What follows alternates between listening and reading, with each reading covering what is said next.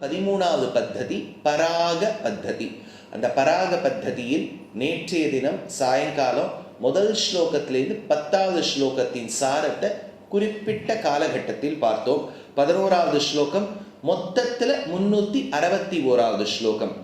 மான்யேர ரங்க நிருபதேர் மணிபாத ரக்ஷே சூடாபதானி ரஜசா தவ பூஷயந்தஹ காலக்ரமேண பஜதாம் கமலாசனத்வம் நாபீசரோஜரசாம் நிவசந்தி மத்தியே ரங்க நிருபதேஹே. நிருபதேஹே நேற்று ஒரு வார்த்தை பார்த்தோம், நரேந்திர நராணாம் இந்திரஹா. நிருபதே பதி சப்தம், பதினா ஹஸ்பண்டுங்கிற அர்த்தத்தில் வரணுங்கிறது இல்லை, ஞாபகம் வச்சுங்கோ.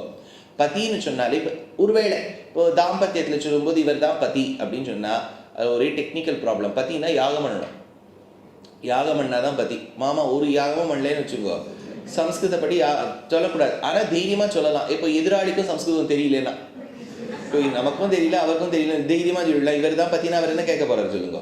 இல்லாட்டா ரொம்ப விஷயம் தெரிஞ்ச ஞானிகள் கிட்ட கேட்டு இவர் தான் பத்தினா, ஓஹோ அக்னிஹோத்திரம் பண்றாரு போல இருக்குன்னு நினைப்பார். இவர் வேற விதமா பண்ணுவார் அக்னிஹோத்திரம்.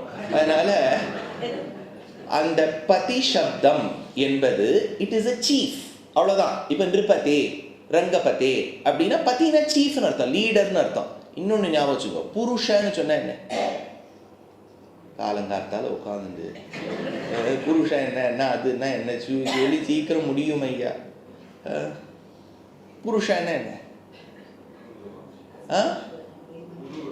புருவோட வம்சம். அப்புறம் எல்லா இடத்துலையும் போடுறானே புருஷ் ஸ்திரீ அப்படின்னு. புருஷ்னா என்ன, மேல் இல்லையா? Very good. யார் சொன்னா முன்னாடி போகுது, வெரி குட். பாருங்க, அக்ரகாமி புருஷா. 2 பேர்ல யார் முன்னாடி நடக்கிறாளோ அவளுக்கு புருஷன்னு பேர். Technically it doesn't have to denote only the XY, it can denote an XX also. இப்போ 2 பேர் நடக்கிறா, ஒருத்தர் முன்னாடி நடக்கிறான்னு வச்சுக்கோ. இப்போ இப்போ நீ கோவிலுக்கெல்லாம் போக போகிறோம், பதி பத்னி வரா, அதில் பத்னி முன்னாடி நடந்து போகிறா. அப்போ யார் அங்கே முன்னாடி நடந்து போகிறா, நான் மாமாவை கேட்குறேன், புருஷன் சொல்லலாம். ஏன்னா அக்ரகாமி புருஷா, யார் 2 பேரில் முன்னாடி நடக்கிறாளோ அவளுக்கு புருஷன்னு பேர் technically. It doesn't denote only the XY, ஞாபகம் வச்சுக்கோ. அது ஒன்று. புரு பகுசனோதி புருஷா. புரு பகுசனோதி, யாருக்கு மேக்னானிமஸாக ஜெனரஸாக கொடுத்து நிறைய விஷயம் கொடுத்துட்டே இருக்கா, கையெல்லாம் செவந்து போயிடணும். அதாவது இப்படி கொடுத்து நீங்கள் ஒன்றுமே இல்லை. இப்போ கோவில்களில் பிரசாதம் விநியோகம் பண்ணுறா இல்லையா, அது ரொம்ப ஈஸின்னு நினைக்கிறோம். எதுவுமே கஷ்டம்தான் சுவாமி. நீங்கள் இப்படி நீங்கள் கொடுத்துட்டே இருங்க, கை வலிக்கும், இப்படி தாழ்ந்து போயிடும், கொஞ்சம் நாள் வலிக்கும். எத்தனை நாள் கொடுத்துட்டு போயிடல, 5 பேர் கொடுப்பேள், நீங்கள் 1000 பேர் கொடுத்துட்டே இருக்கணும்னா அதுவும் கஷ்டம்தான். எதுவுமே இப்போ பெருமாளுக்கு சாமரம் வீசுறா இல்லையா. இப்போ முதல்ல நம்ம நம்ம இந்த டான்ஸ்லாம் கையில் இருக்கவே இருக்காது. இந்த நாட்டியத்துலலாம் பார்த்தீங்கன்னா கையில் சாமரமே இருக்காது, இப்படிலாம் பண்ணிடுவா. நிஜத்தில் கொடுங்கோ, தூக்கத்துக்கே கொஞ்சம் நாழி ஆகும். அது இத்தனை நாழி இப்படி இப்படி இப்படி வளைச்சி, ஏன்னா அந்த சாமரத்தை உருட்டணும். இப்படி வீசக்கூடாது. அப்படி வீசினா அது ஆலவட்டம். ஆலவட்டம்ங்கிறது விரிஞ்சு இருக்கும். இப்போ நீங்கள் தேவப்பெருமாள் சன்னதிக்கு போனீங்கன்னா ஆலவட்ட கைங்கரியம்னு பேர். அப்போ இப்படி பண்ணணும். இது சாமரம்ங்கிறது இந்த யாக் இருக்கே, யாக்கோட முடி, அது வெள்ளையாக இருந்தால் ரொம்ப சிரேஷ்டம். அதை இப்படி சுருட்டு விழணும். அது எத்தனை நாள் உட்காந்து நம்ம பண்ணிப்போம். இந்த நாடகங்கள்லாம் ராஜாக்கு 2 பக்கமும் பண்ணிகிட்டே இருப்போம். அப்புறம் கார்த்தாலேருந்து ராத்திரி வரைக்கும் அத்தியே உட்காந்து பண்ணிட்டு இருக்கணும். ஏன்னா எதுவுமே புரு பகுசனோதி, அப்பவும் கை செவந்து போயிடும். புரு பகுசனோதி இது புருஷா அக்ரகாமி. புருஷா எத்தனையோ அர்த்தங்கள் புருஷ சப்தத்துக்கு. அதே மாதிரி இந்த இடத்துல நிருபதேஹே, பதின்னு சொன்னா சீஃப். நிருபதேஹே மனிதர்களுக்கு பதி. ஆனால் மனிதர்கள்னா இந்த இடத்துல தேவர்கள் வரமாட்டாலும் இல்லை. ஸ்ரீரங்கத்தில் அது ஒரு கணக்கு. மக்களுடைய கூட்டத்துக்கு தலைவரே ரங்க நிருபதேஹே. மணி பாதரக்ஷே, மணிகள் பொருந்திய பாதுகை. ஆண்டாள் இன்னைக்கு 9வது பாசுரத்தில் இது என்ன வரும், தூமணி மாடத்து சுற்றும் விளக்கெரிய. தூமணி மாடத்து, தூய்மையோடு படைத்த மணி. அதாவது இட் இஸ் ஃப்ளாலெஸ் ஜெம். இந்த வைரம் எல்லாம் வாங்கினேன்னு வச்சுக்கோ, தோஷம் இருக்கக்கூடிய கல் இருக்கும், தோஷம் இல்லாத கல் இருக்கும். அதனால தான் அவர் வைரம் கொடுக்கும்போது அந்த பெரிய பூத கண்ணாடியெல்லாம் வச்சு பார்ப்பார். ஏன்னா அதில் தோஷம் இருக்கா இல்லையா, ஏன்னா அதை கட் பண்ணுறா இல்லையா, கட்டிங் தானே வைரம். அதில் கொஞ்சம் தோஷம் வந்துடுத்துனா கூட கொடுக்க மாட்டான். அப்போ தூமணி மாடத்து, இந்த மாடத்தில் இருக்கக்கூடிய தூமணி. இப்போ வீட்டில் டைல்ஸ் எல்லாம் போடுற இந்த டைல்ஸ் எல்லாம் போடுற நடுவில் மொசைக்குன்னு ஒன்று வந்தது. அதுக்கப்புறம் இப்போ வழுக்கிற ஒரு டைல் ஒன்று வந்திருக்கு, வழுக்காத ஒரு டைல் இருக்குது. நீங்கள் வழுக்கி கீழே விழணும்னா அதுக்குன்னு ஒரு டைல் இருக்குது, வழுக்காமல் இருக்கணும் வேற எங்கேயாவது வழுக்கணும்னா அதுக்கு ஒரு டைல் இருக்குது. அந்த டைல் எல்லாம் போட்டுவிட்டு என்ன பண்ணுவா, மிச்சம் இருக்குன்னு வச்சுக்கோ, இப்போ பாத்ரூம் போட்டது அது போட்டது எல்லாத்தையும் போட்டு வச்சு இன்னொரு இடத்துல ஒரு மிக்ஸ் அண்ட் மேட்ச் பண்ணிவிடுவா. அந்த மாதிரி வைர நகைகள்லாம் கட்டிவிட்டு தோஷம் இருக்கக்கூடிய கல்லா சுபத்தில் பதிக்கலையா, இதுக்குன்னே கல் வாங்கினாலாம். தூமணி மாடத்து, தூய்மையோடு பொருந்திய மணி மாடம். அப்போ மணிகள் பொருந்திருக்கு. இப்போ பெருமாளுடைய பாதரட்சை சாதாரண பாதரட்சையா? இல்லை, மணி பாதரட்சே, மணிகள் பொருந்திய பாதுகை. அதனால ரங்கநிருபதேகே மணிபாதரட்சே பூஷயந்தா, யாரெல்லாம் இதை தரிக்கிறாளோ, பூஷயந்தனா டு அடோன் யோர் செல்ஃப். பூஷணம்னு சொல்றோம் இல்லையா, தலையிலேருந்து மழை கூந்தல் முதல் மலர் பாதம் வரை பாரத தேசத்தை தலையிலேருந்து ஆரம்பிச்சு கால் வரைக்கும் நகர். நீங்கள் கொஞ்சம் யோசிச்சு பாருங்க, ஐரோப்பா நாடுகள்லாம் நீங்கள் போய் பாருங்க, அவளும் நிறைய இந்த கல் அது இதெல்லாம் போட்டுப்பா. தலைக்கு என்ன போட்டுப்பா தெரியாது, காது எப்போவாவது போட்டுக்கலாம், கழுத்து போட்டுக்கலாம், கை தெரியல, அதுக்கு கீழே இடுப்பு தெரியல, அதுக்கு கீழே கால் தெரியல, விரல் தெரியல, ஒன்று. இப்போ நீங்கள் பாரத தேசத்தை பார்த்தீங்கன்னா இங்கே ஒன்று, இங்கே ஒன்று, இங்கே ஒன்று, இங்கே ஒன்று, இங்கே ஒன்று, அது பிடிச்சிக்கிறதுக்கு ஒன்றும், காதில் ஒன்று போட்டுட்டேன்னு வச்சுக்கோ, அது தொங்கணுமே, அது தொங்கிறதுக்கு அதுக்கு ஒன்றும், அப்புறம் கீழே அதுக்கு கீழே ஒன்று தொங்கணும், காதில் ஒன்று, கழுத்துக்கு பூண்டு, காதுக்கு குண்டலமும், காதுக்கு சாத்திண்டாச்சு, அதுக்கு கீழே ஒன்று தொங்கணும், அதை பிடிச்சிக்கிறதுக்கு மேலே ஒன்று தொங்கணும். அடுத்தா அப்புறம் காதில் எங்கெல்லாம் இப்போ 7 லோகங்கள், பூஹு புவஹா சுவஹா மகா ஜனஹா தபஹானா, இந்த 14 லோகங்களை காண்பிப்பதற்கு எங்கே வேணாலும் நீங்கள் ஓட்ட போட்டுட்டே வரலாம். அப்புறம் கழுத்துக்கு ஒன்று, நெரிக்கிறதுக்கு ஒன்று இருக்கே, சோக்கர், கழுத்தை நெரிச்சு போனோம் அந்த கூட்டு. அதுக்கு கீழே நீங்கள் ஒரு லோகமாக அதில் திருப்பி நீங்கள் ஸ்டெப்பாக போகலாம். அதுக்கு கீழே ஒட்டியானம் சேர்த்துடலாம். அப்புறம் கையில் ஒன்று, இங்கே வங்கி ஒன்று சேர்த்துக்கலாம். எவ்வளவு ஆபரணம் பாருங்க. இதுக்கு தலையிலேருந்து ஆரம்பிக்கிறது இல்லையா, பூஷணம், மேலேந்து பூஷணம். அப்போ பூஷணம்னா அலங்கரிப்பது, எது அடோன் பண்றதோ டெக்கோரேட் பண்றதோ அதுக்கு பூஷணம்னு பேர். இப்போ ரங்கநாத நிருபதியுடைய மணிபாத ரக்ஷை பூஷயந்தி, அதனால்தான் பூஷயந்தா சூடா பதானி, யாருடைய தலையையோ அடோன் பண்றதாம். ராமாயணத்திலே பரதனுடைய தலையை அடோன் பண்றது அதுதான். இந்த இடத்த சொல்லிட்டு மான்யேன ரஜசா, அதில் அந்த ரஜஸ் பொருந்திருக்கான், பாதுகை கூட இல்லையா, அந்த பாதுகையோடு சம்பந்தம் பெற்ற ரஜஸா காலக்கிரமேண ஒரு காலகட்டத்தில் over a period of time அப்படின்னு சொல்றோம் இல்லையா, அப்படி இருந்துடுத்துனா நிவசந்தி மத்தியே ரஜசாம் நாபி சரோஜ. சரி, இப்போ தாமரை, பெருமாள் திருமேனியில நிறைய தாமரை தெரியுமா, தமிழ்நாட்டில் எவ்வளோ இருக்கோ, பெருமாளுடைய திருமேனியில நிறைய தாமரை இருக்கு. அந்த தாமரையில பார்த்தேன்னா கண்ணு தாமரை, நேத்திரங்கள் இருக்கு இல்லையா, அது 2 தாமரை. அரவிந்தமும் கண்டும் தோழி அவரை நாம் தேவர் என்று அஞ்சினோம், 2 திருக்கண்களும் தாமரை. ஆனால் உடனே காளிதாசனுடைய காலகட்டத்தில் கேட்டா ஒரு பெரிய அது பிரஹேலிக்கான்னா என்ன நிறைய சொல்லியிருக்கேன்னா, வெரி குட். பிரஹேலிக்கானா பசில் சம்ஸ்கிருதத்தில். தாமரைக்குள்ள தாமரை பூக்குமா, அதாவது முகம்ங்கிற தாமரைக்குள்ள கண்ணுங்கிற தாமரை பூத்துர்த்தான். அதனால பெருமாளுடைய 2 நேத்திரங்கள் தாமரை, முகம்ங்கிற அந்த தாமரத்துக்குள்ள இந்த 2 தாமரை பூத்துருக்கு. சரி, கை 2 எப்படி, அதுவும் தாமரை இதழ் மாதிரியே அவ்வளவு சாஃப்டா இருக்கு. திருவடி எப்படி, தாமரை, கராரவிந்தேன பதாரவிந்தம், முகாரவிந்தே, எல்லாமே அரவிந்தம், தாமரை தாமரை தாமரை ஆச்சா. இதெல்லாம் தாமரை மாதிரி ஞாபகம் வச்சுங்க. சிமிலின்னு ஒன்று இருக்கு.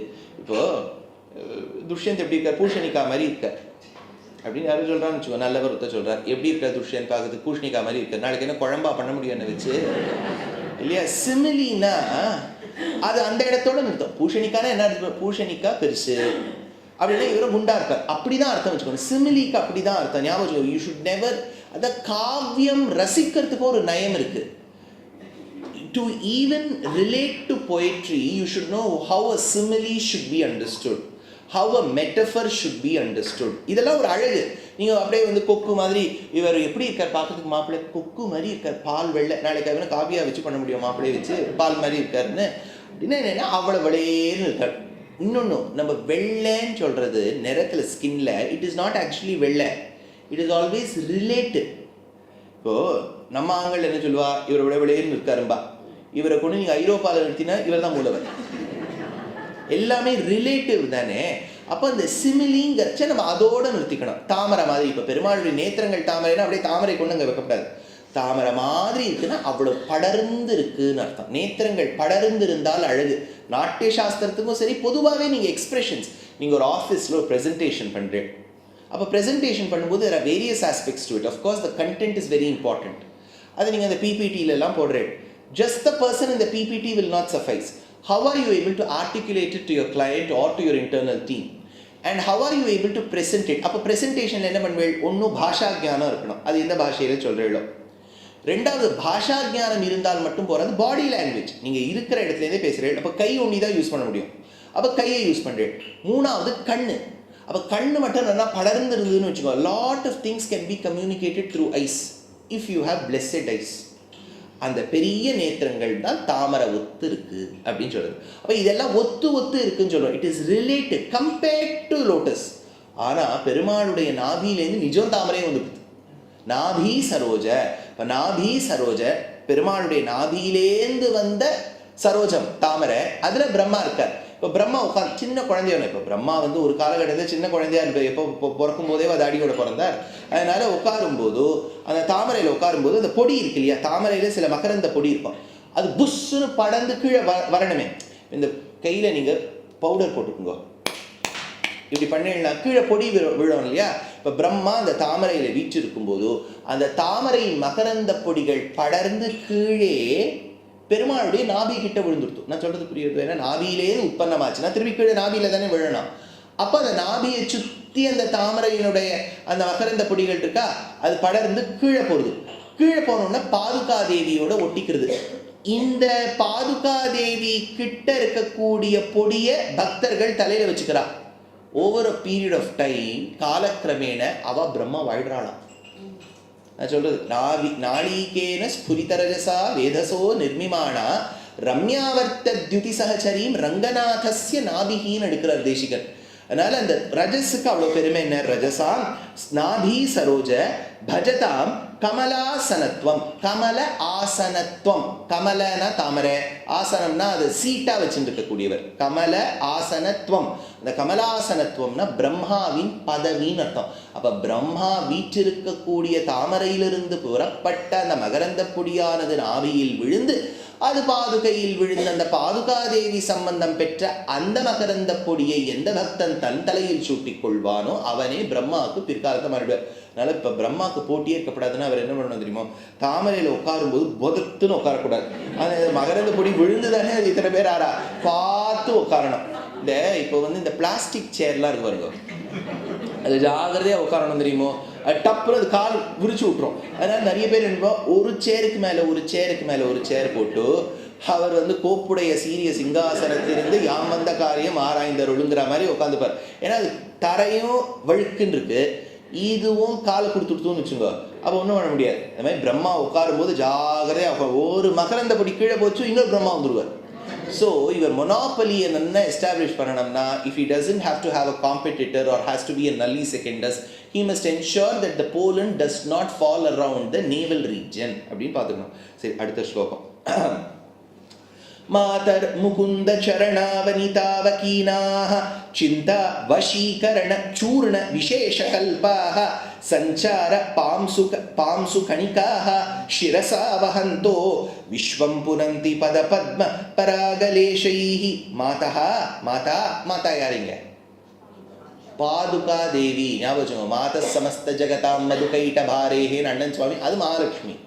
இங்க மாதா கீதா எல்லாம் வந்தாலும் தாயார் பாதுகா தேவி தான். அதனால மாத முகுந்த சரணாவணி, யாருடைய திருவடி சம்பந்தம் பெற்றவள்? முகுந்தனுடைய சரணாவணி. முகுந்தன மோட்சம் கொடுப்பவன் முகுந்தன், அவனுடைய சரணாவணி. வஹந்தா, யார் இதை சுமக்கிறாளோ அந்த பாதுகையை, சிரசா இங்க தலையில. நான் அடிக்கடி சொல்லுவேன், இப்போ பரதனுக்கு ராமர் பாதுகையை கொடுத்தார். இப்போ நீ உங்காத்து குழந்தைகளுக்கெல்லாம் அப்பா அம்மாலாம் ஒசத்தி தான் இல்லையா? தலையே ஆட்ட மாட்டேங்குது. ஏறக்குறைய வச்சுங்கப்பா, அவங்கள நல்ல இடத்த வச்சிருக்கா, ஏதோ உங்கள் மேலே ஒரு சின்ன நல்ல அபிப்பிராயம் இருக்குதுன்னு வச்சுக்கோ. இப்போ நீங்கள் சொல்ல முடியல, ஏண்டா என் செருப்பை போய் எடுத்துன்னு வாங்க. அந்த குழந்தை எங்கே எடுத்துன்னு வரும்? அதை எப்படி வச்சுன்னு வரும்? தலை மேலே அதிரோஹாரி அம்மா தாய் அப்படின்னு வருமா? எப்படி வரும்? காலால் தள்ளும். முதல்ல அது வந்து சொல்லி நீயே நன்னாதானே இருக்க, போய் நீயே எடுத்துக்கோங்க. அது ரொம்ப ப்ராக்டிக்கலாக அது நன்னாதானே இருக்கு, you are suffering from good health. அப்புறம் என்ன நீயே போய் எடுத்துக்கோங்க. ரெண்டாவது சொல்லிவிடும் டைம் இல்லைங்க. எதுக்குமே டைம் இல்லையே இப்போல்லாம். எது கேட்டாலும் ஏன் லேட்டுன்னா ஒருத்தர் கேட்டார், ஏன் லேட் ஆனதுக்கு என்ன காரணம்? லேட்டு. அந்த மாதிரி என்ன டைம் இல்லையா? ஆமாம் டைம் இல்லை. அது மாதிரி முதல்ல அது சொல்லிவிட்டோம். இல்லை உங்கள் அது குழந்தை வேறு மாதிரி இருக்குமோன்னுவோ. ஆனால் நான் சொல்கிறேன், அதனால் அந்த தள்ளிடும். இல்லாட்டா அது போட்டுன்னு வந்துடும். சில சமயங்களில் போட்டுன்னு வந்துட்டு இப்போ அதனோட பகவத் பிரசாதத்தை நீங்கள் எடுத்து போயிடும் இல்லையா? அது போட்டுக்கணும். யாராவது தலையில் தரித்து கொண்டு வருவார்களோ, பரதன் தரித்தான்.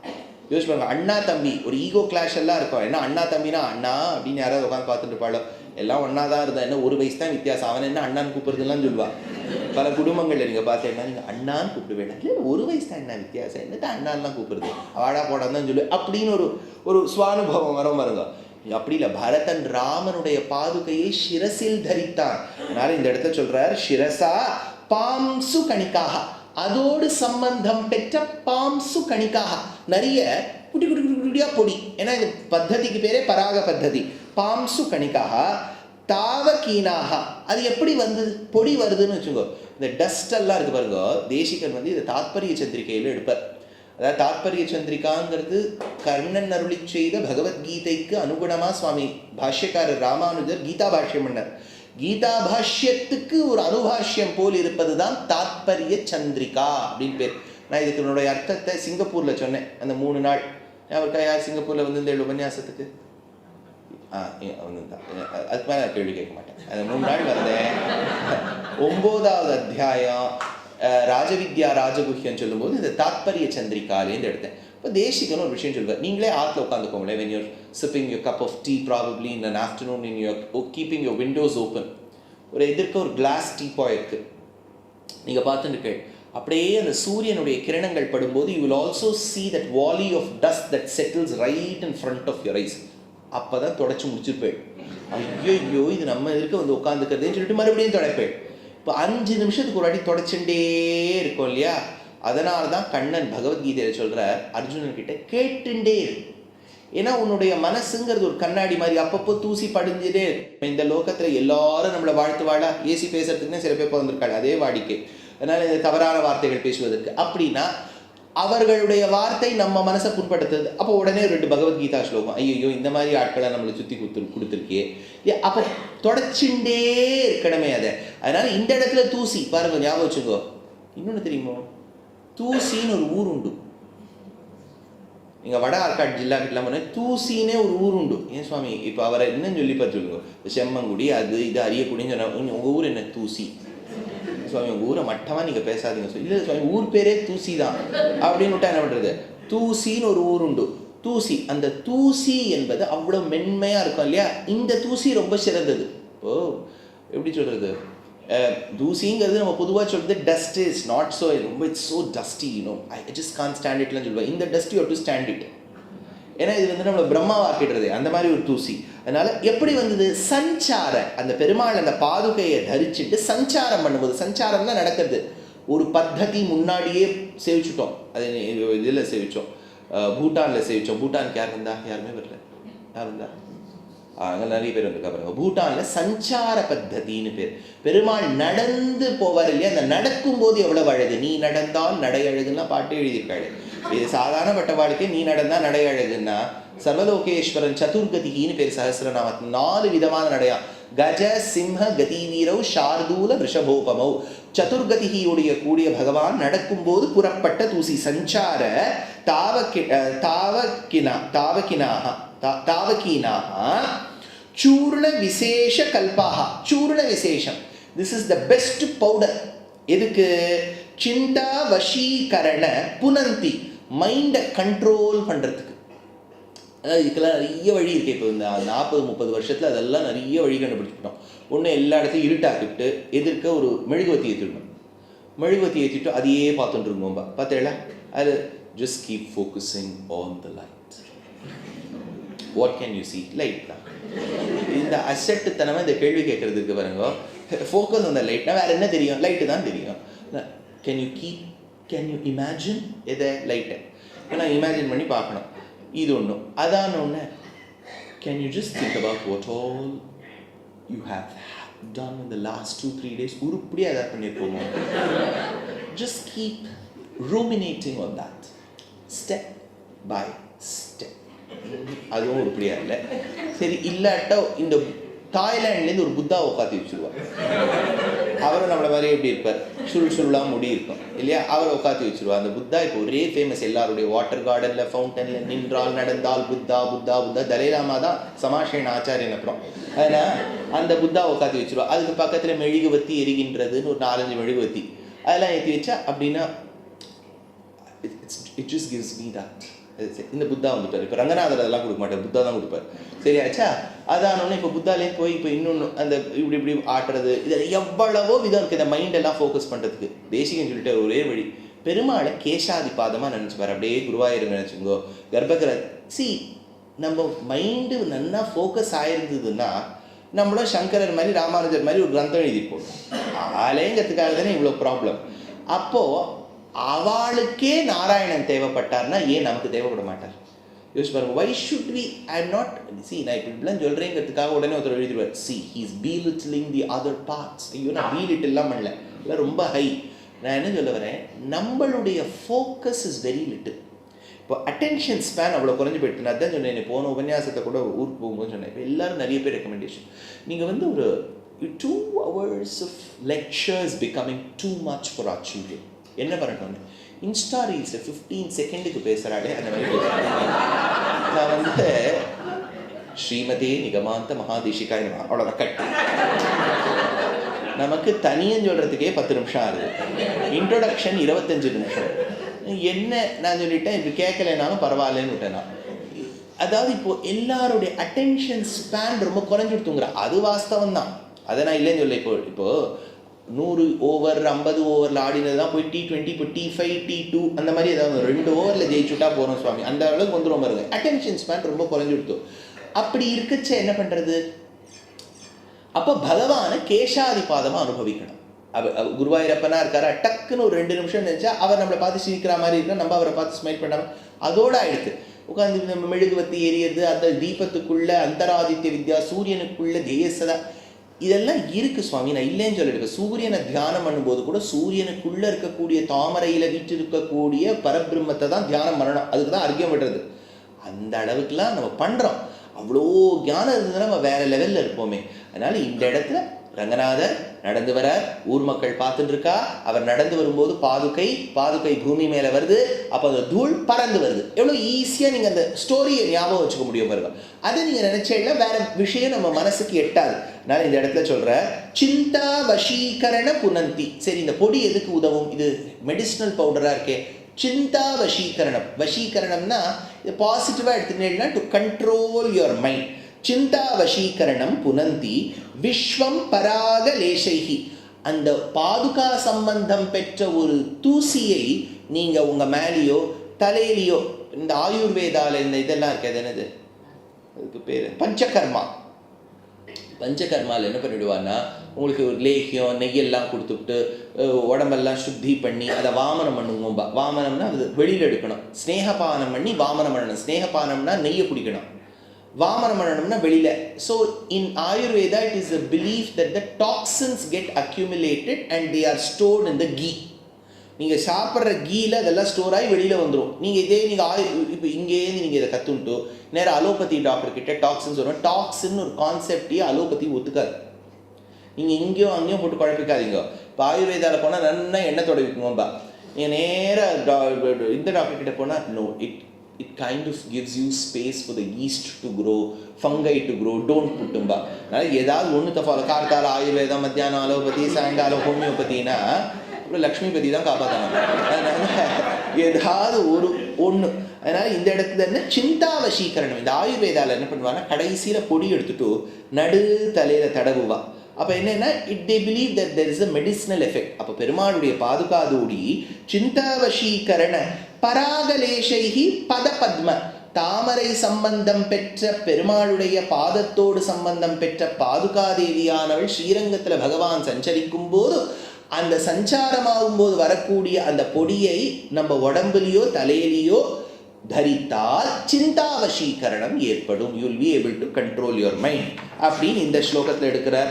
அடுத்தது ஆயோஜிதான்யமலதீபிரனன்யலப்யே பாதாவனிஸ்ருதிவதூ பட்டவாசகிருத்யே त्वत्सञ्चरः प्रचलितानि रजांसि शौरेः प्रख्यापयन्ति पदपद्मपरागशोभां पादावनी पादुकये रजांसि तूसी மறுபடியும் ரஜஸ்னா தூசி பிரச்சலிதானி அது ப்ரொடியூஸ் ஆகுது அது வெளியில வருது எப்போ துவது சஞ்சார பெருமாள் உன்னை தரித்து கொண்டு செல்லும் போது ஆயோஜிதானி அதை பயன்படுத்துறா யாரு அமலாதிபிகி சுத்த மனசோட மலம் அற்ற அமலம் ஆழ்வார் அமலன் ஆதிப்பிரான் அடியார் கென்னை ஆட்படுத்திய விமலன் அப்படின்னு திருப்பான் ஆழ்வாருடைய பாசுரம். அப்ப அமலன் மலம் அற்றவன் குற்றமற்றவன். அப்ப இந்த இடத்துல சொல்ற அமலாதிபிகி பட்டவாச கிருத்தியே. பட்டவாச கிருத்தியேனா இது வந்து ஒரு நல்ல வாசனை பொருந்திய பொடி. இந்த வாசனை பொருந்திய பொடின்னு இருக்கு பாருங்க. அதனால வது இத பெண்கள் ஸ்ருதி வேதரூபரான பெண்கள் அனன்யலப்யே இது வேற யாருக்கும் கிடைக்காது போல இருக்கே பாதுகா பிரக்யாபயந்தி அப்படின்னு சொல்லிட்டு புகழறாளாம். ஐயோ இந்த பொடி வேற யாருக்கும் கிடைக்காதே அப்படின்னு சொல்லிட்டு சோபா அப்பேற்பட்ட ஒரு அழகான ஒரு சந்தர்ப்பவசத்தில் பராக இந்த பொடியானது போலனானது பத பத்ம அது எங்கேன்னு வந்தது? இப்போ வேற எங்கெங்கயோ பொடிக்கு தேடிட்டு இருக்கோமே பெருமாளுடைய திருவடியே தாமரை மாதிரி இருக்குன்னு சொல்லிட்டு ஒரு 6.5 நிமிஷத்துக்கு முன்னாடி பார்த்தோம். ஞாபகம் இருக்கா? திருவடி தாமரை கை தாமரைன்னு சொன்னோம். இப்போ திருவடிங்கிற தாமரையிலேருந்து போலன் புறப்பட்டு தூசி மாதிரி அந்த பாதுகையில் விழுந்துடுத்து. மற்றபடி பெருமாள் நடக்கும்போது ஊரில் இருக்கக்கூடிய பொடி விழுந்தது. இப்போ திருவடியிலேருந்தே அந்த பொடி விழுந்துடுத்து. அப்போ இப்பேற்பட்ட ஒரு வசத்தியான விஷயம் நடக்கின்றதே அப்படின்னு தேசிகர் நடக்கிறார். மூர்தானமம்ப முரபிர் மணிபாத ரக்ஷே ஏஷாம் கதாபி ரஜசா பவதி புனாதி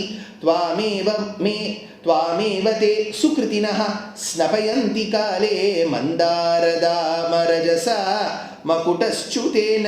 அம்பா அம்மா பாதுகையே மணிபாதரக்ஷே மணிகள் பொருந்திய பாதுகையே பாதுகா முரபித் எவன் ஒருவன் முரனை கொன்றானோ முரனை கொன்றபடியால் பெருமாளுக்கு முராரின்னு பேர். அதனால அந்த முரனை கொன்ற யார் சுக்ருதினக யாரெல்லாம் அந்த பாதுகையை சேவிக்கிறாளோ தரிக்கிறாளோ சுக்ருதினக நிறைய புண்ணியம் பண்ணவாளாம்.